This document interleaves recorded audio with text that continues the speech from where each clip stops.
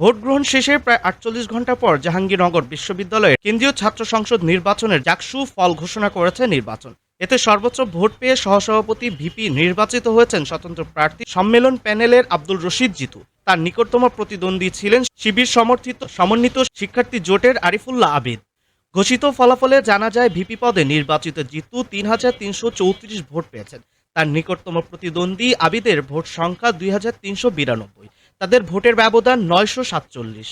জিতু বিশ্ববিদ্যালয়ের গণ অভ্যুত্থান রক্ষা আন্দোলনের আহ্বায়ক এবং তুলনামূলক সাহিত্য ও সাংস্কৃতিক ইনস্টিটিউটের ৪৭তম ব্যাচের শিক্ষার্থী। জিতু জুলাই আন্দোলনের প্রথম থেকে সোচ্চার ছিলেন, এমনকি গণ অভ্যুত্থান পরবর্তী শিক্ষার্থীদের স্বার্থে যৌক্তিক সব আন্দোলনের প্রথম সারিতে ছিলেন তিনি। মূলত জুলাই আন্দোলন থেকে তার জনপ্রিয়তা ছড়িয়ে পড়ে জাবি ক্যাম্পাসে।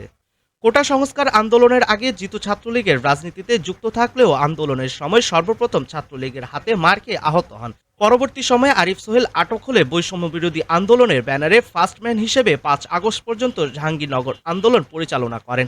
পরে বৈষম্য বিরোধী আন্দোলনের সমন্বয়ক পদ থেকে পদত্যাগ করে গণ অভ্যুত্থান রক্ষা আন্দোলন নামে প্ল্যাটফর্মের সূচনা করেন। এই প্ল্যাটফর্ম থেকে ক্যাম্পাসের বিভিন্ন কর্মসূচিতে নেতৃত্ব দেন তিনি।